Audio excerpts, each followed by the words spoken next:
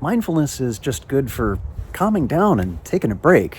I mean, it's not helpful for things like trauma or full blown PTSD, right? Well, as it turns out, it might be. Come on, let's check it out.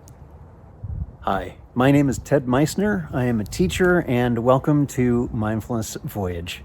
I'm so glad you could join us today. If you're returning, welcome back. And if this is your first time in, glad you could be with us for this important topic we have today. I was just posting earlier today on LinkedIn about how mindfulness does require the use of a teacher who's well trained, gone through supervision, as we've heard in previous episodes, and knows what they're doing, and in particular for things like dealing with trauma. There's a field within mindfulness of trauma-sensitive mindfulness that even most mindfulness teachers, at least as of this recording, may not be fully trained in. But, as it turns out, mindfulness can be helpful for those who don't just have traumatic experiences in their lives. Many of us do. But it can also be a helpful adjunct for people who have full-blown PTSD. Now, it's important to consider, though, that does require certain things like support, training, and close monitoring. And it's not a replacement for therapy. But again, it can be very helpful. Let's talk to our guest and find out more. Awesome. Our guest today is Denny Caballero. Denny, good to see you. Thanks so much for doing this. Good to see you again. Good to see you, Ted. Thank you for having me on today. I'm really glad to be catching up with you in so many ways. We had a wonderful conversation before the recording started. And I'd like you to say, just for those who are tuning in and watching this, just a few sentences about your background, and then we'll dive into what we're going to talk about today. Absolutely. Well, I'm Denny Caballero. I'm a retired Green Beret, Special Forces coming out of 7th Group. Dealt with a lot, survivor of PTSD, combat trauma, moral injury, civ trauma. But that doesn't define me. I am a mindfulness practitioner now these days. I am a peer-to-peer support facilitator, and I am generally a good rad dude. I agree with everything in there. So let's talk a little bit about this experience that you had. And you and I first met, in full disclosure for folks who are watching. Denny took one of my MBSR courses a number of years ago. And I know that one of the things that comes up quite frequently in mindfulness is, oh, but it's just for people who want to learn how to sit and calm down. It's not really for people who are in significant distress, and that's not the case. And I wonder if you could say a little bit about your experiences as someone who is a survivor of PTSD and working with that by turning towards it with mindfulness and what that's been like for you. Absolutely. I can definitely speak to that. I remember very vividly the first time a provider brought up to me the idea of mindfulness. After my last combat trip in Afghanistan, 2019, 2020, came back and a lot of things started falling apart. Physically and mentally, I was broken and I hadn't focused on the spirit. So that was already non-existent. So mind, body, and spirit were completely depleted. I was in a lot of pain. I had a lot of injuries, and I was blessed to be in special operations. So we have a lot of great care. And one of the first places that I was referred to was our Intrepid Spirit Center. And the practitioner in charge walked me through what the Intrepid Spirit could offer me in terms of services and treatment options and modalities. And my main thing that I was dealing with was chronic debilitating pain. My feet were very, very inflamed. I had a lot of different injuries. So walking was the most excruciating thing you can imagine. By that point, I hadn't had my surgeries yet. So every time I would take a step, it felt like somebody was just really tearing apart the tissue and fibers of my foot, especially down at the plantar fascia, the heel, the base of my feet. It just, from the moment I woke up in the morning to the moment I went to sleep, I was in chronic pain. So I told myself that all I could feel was pain. And that was my narrative, because when I took steps, when I stood, I was always in pain. So I got it in my head that I wanted my feet to be removed. I literally told doctors at the Intrepid Spirit that day, I was like, hey, whatever you can do, go to the extreme, cut them, get rid of them. I don't need them. I've seen guys go back to duty with amputation. So I'm in, let's do it. And the doctor looked at me and was like, what are you talking about? This guy is really lost. Like, this is unbelievable. But she told me in that moment that, hey, we're going to do everything we can to deal with this pain. But I want you to know we might not be able to take care of it. And I have access to a mindfulness based program that I'd like to get you, uh, involved in. And I remember looking at her, I'm like, mindfulness. No, like I need medication, I need surgeries, I need something for this pain. And I remember leaving there so frustrated and angry. And of course, the next intervention I went to was surgery, of course, because that to me was something proactive. That's something tangible that I could do for the pain. Met with doctors. They briefed me on hey, the expectations that you want is 100% no pain. Well, we can't say that's going to be the reality. In fact, this surgery has a very low success rate. It's like something of 30%. And of course, I said, send it. Let's go. First surgery was on my right foot, rehab for 4 months, and then take that first step out of the cast, out of the boot, and the pain's still there. And I say to myself, okay, like this is ridiculous. Maybe take some more time to heal through this. The doctor is ready to do the next operation. And again, success rate of 30%. And of course, I say, let's do it. So another surgery met with even more failure, now adding more recovery time, more rehabilitation, more treatment. And I'm in actually worse pain now. And I felt at that point that I was at my absolute low. Now, mind you, I have other pain. I have other illnesses. I have other things that are weighing heavily on my mind. And I keep telling myself I am constantly in pain. I'm not aware of the moments when I'm not in pain. I'm not focusing on the good. I'm telling myself constantly that I am in pain. I am in pain. I am living in nothing but pain. Your identity at that point is just pain. It's just pain. Hips, knees, back, my neck. I have already had a prior fusion that was starting to amplify that pain even worse. Dual surgeries didn't succeed. Every other treatment, every other rehab option, nothing's helping. And that's spiraling, and that's making my mental health issues even worse. So inevitably, my mind goes to the darkest and to the worst possible thing. And luckily, I didn't choose that route. And I'm leaving. I don't want to go into specific details, but I think listeners out there, you can follow that path and figure out how bad things had gotten. And I needed help. I needed to go seek professional help at an inpatient treatment center. And I went to Mission 100 Laurel Ridge, and there was the first time that I was able to really give mindfulness a try.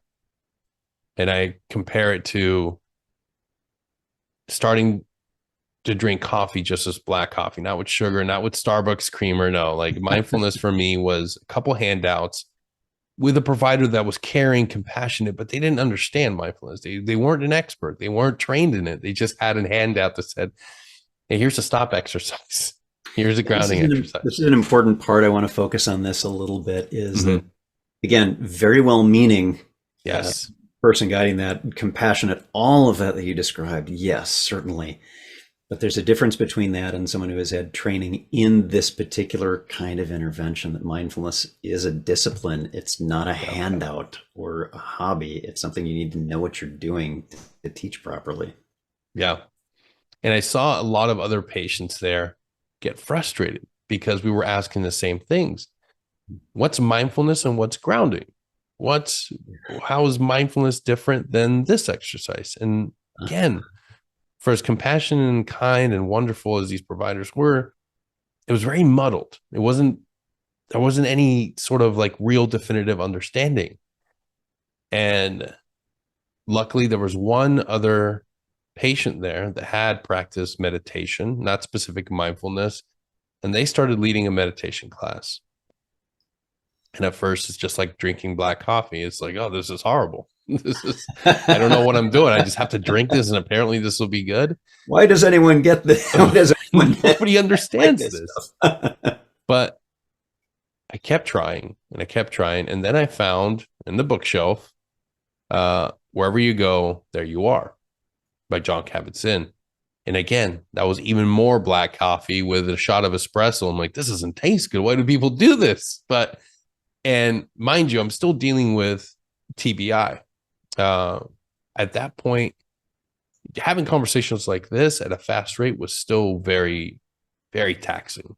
Having to focus my attention to read that book, that in itself was an exercise, but I committed to it.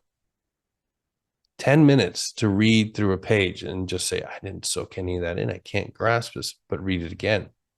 Read it again. Follow it. Try it. Give yourself grace. Give yourself a little bit of patience. And I continued. By the time I left Laurel Ridge, I was at least crawling. I had a concept. I understood things like bringing my attention back to the breath, being still. And then within that, you start looking and researching, and you start walking a little more. You're sort of on an unguided path, but you're still trying to follow these breadcrumbs through a book.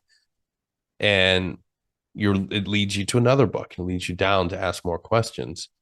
And I kept practicing, following YouTube videos, trying to teach myself or find concepts that could help me better understand mindfulness.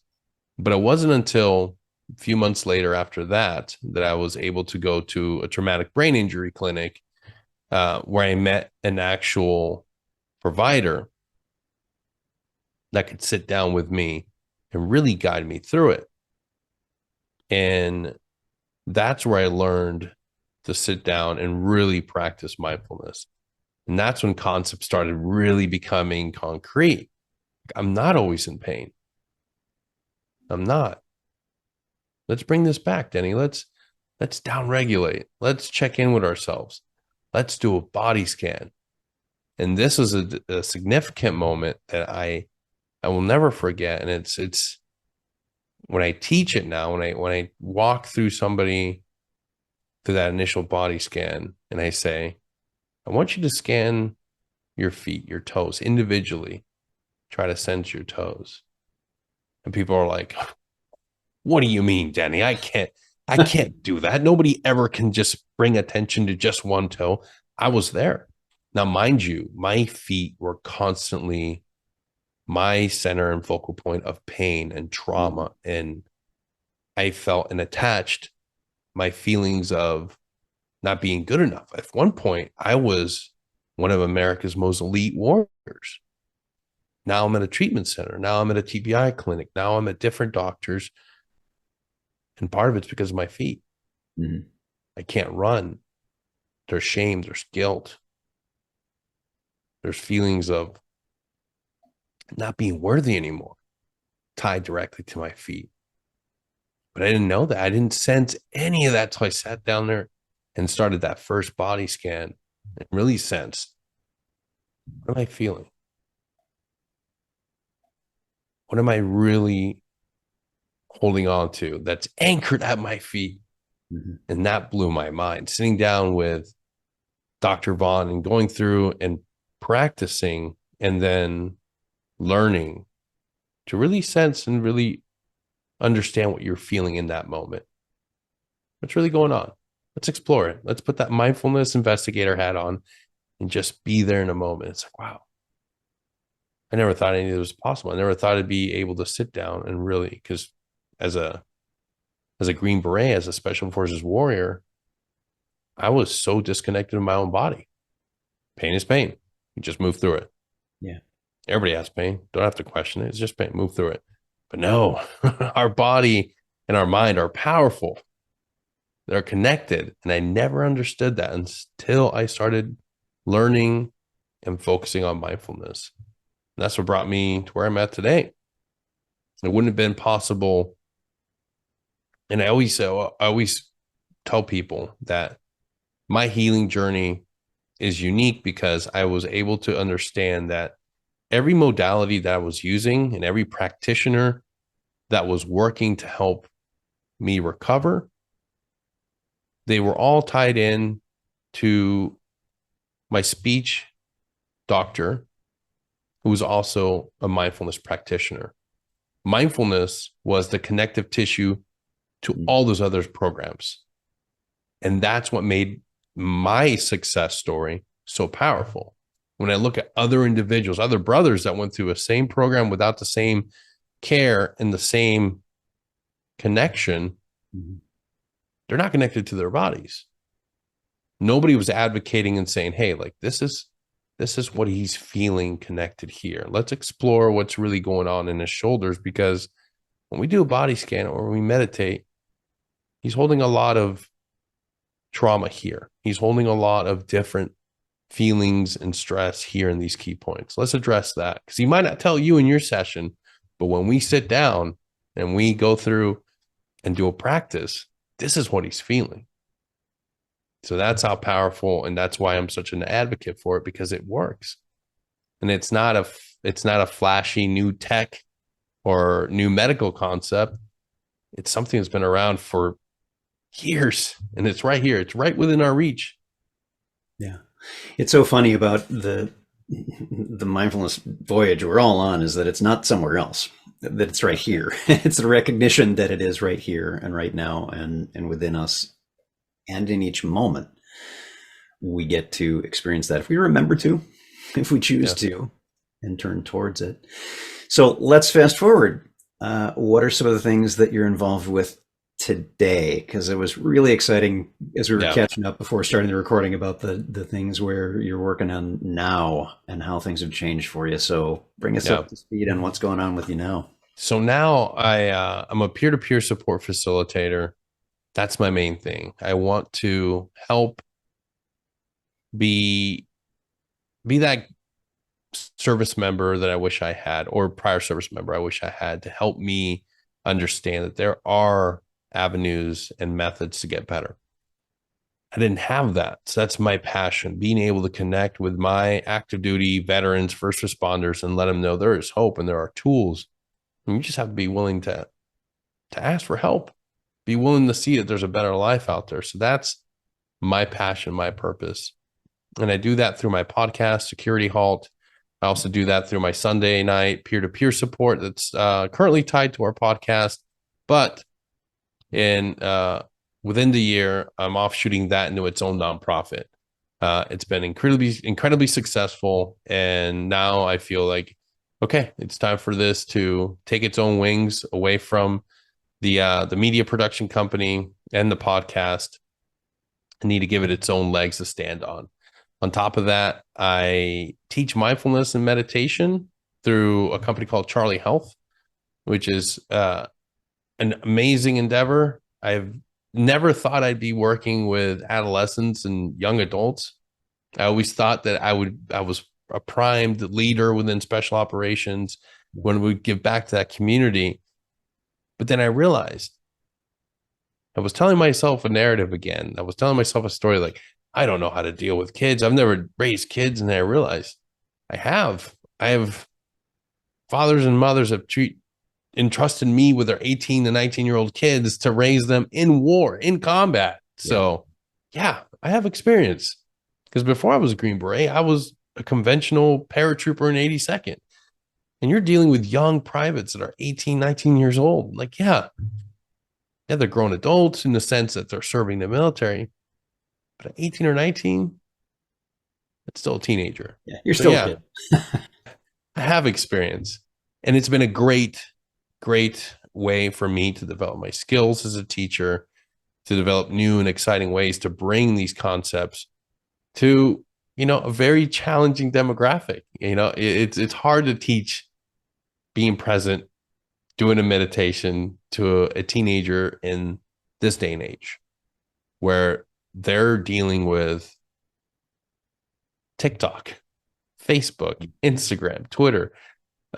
Everything is based on 15-second sound bites. So being able to have great days where I'm able to capture their attention and really get them to be present and be still, that's a huge win. Uh, but even more exciting, my mentor, the doctor that was able to first teach me meditation and mindfulness in a way that connected with me so powerful, or in a powerful way, we've actually come together now and we developed our own curriculum that we want to bring to not only first responders, special operations community, conventional army, and even people out in the corporate world. We have our own program now. It's integrative performance labs. Really excited about this because for years I've been writing and sort of mapping out how to turn a lot of this knowledge into Green Beret language, into special operations language. And I have this beautiful ability, this amazing program now that we've built together that is able to provide that veteran that's in crisis with something tangible, something they can use, that is not a tech device, that is not a program that takes them out and they have to go away to somewhere. It's like, no, we can start working on this right now. There's tools you can start doing. And not only is it going to save lives, it's going to save marriages, it's going to save careers. And it's not something where it's going to require thousands and millions of dollars. Right. It's literally being able to give somebody tools that they can utilize day one, which is powerful. It's needed.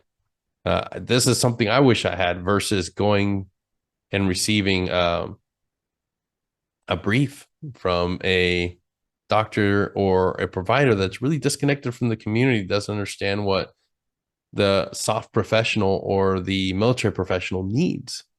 So I'm really excited about that. And it's like I said earlier, it's being able to live your purpose, passion, and mission in a package that supports you and nurtures you and pours back into your own cup at the end of the day. Yeah. So yeah, very excited about that. So I got two last questions for you before we break for the day. The first is, do you think back to your own experiences in dealing with trauma, the difficulties that you've been through, the journey that you've gone through, and how you've gotten through it? What are some words that you might have of encouragement for someone who might be where you were a few years ago in that spot? What might you say to them? And do you say to them now, because this is work you're actively doing? Yep. What do you tell them? The first thing I always say is you're not alone.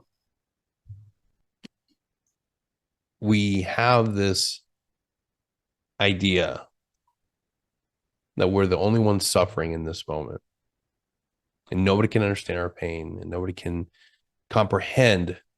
But the first thing that I want people to understand is you're not alone.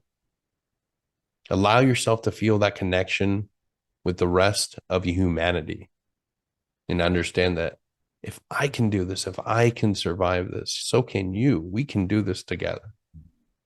Like, it's not impossible. We're not meant to survive. And that's a mentality that I had for so many years. Just survive one more day, or one more hour. Because everything that you're trained to in special operations is you keep going. Do whatever you have to do to just get one more mile, one more hill. Keep pushing. No, it's about thriving. It's about running, being happy. I deal with pain still every day, but I'm not in pain every moment of my day. And that's the shift that you can get if you give yourself the ability to advocate for yourself and try every modality within your reach. If we're willing to throw the full spectrum of warfare at our enemies in combat, be willing to do the same thing for your own healing. Full spectrum operation and getting you back to 100%. Full arsenal. Leave no resource unturned, unused. Be willing. And yeah, mindfulness seems weird, seems unconventional. But I lived a life doing nothing but unconventional warfare for years. So why wouldn't I be willing to do something unconventional to heal? Yeah. Thank you, Denny. And then that leads directly to that last question for those who are watching this and might want to connect. How can people get in touch with you? Absolutely. You can reach me all day, every day on Instagram at Security Hot Podcast or by email at sechaltpodcast@gmail.com or go directly to me at denny.caballero. That's DENY.CABALLERO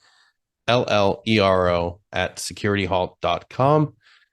If you're interested in integrated performance labs, you can reach me at Denny at iPerformance Labs at just had a brain freeze moment. We'll provide Don't these edit that. links anyway. Don't even edit that. It's Denny at iPerformanceLabs.com. Boom, there it is. Great. Thanks. The hardest thing to do all day is reading these. Yeah. Yeah. Or if you're more comfortable texting, feel free to text me 850-376-8101. I know what you're thinking. It's dangerous putting your phone number out there. I live dangerously. Reach out. I'd love to connect. Thank you, Denny, so much for your time. Great seeing you, and best wishes with all of these endeavors. I expect we're going to be speaking again. Thanks so much for being here today. Absolutely. Thank you so much. Thanks for joining in today's conversation, and I hope you got something out of it. If you did, be sure to subscribe for this. It helps not just this podcast, but it helps others to find it as well. So until next time, remember, every moment you have a choice. Make it the best you can. See you next time.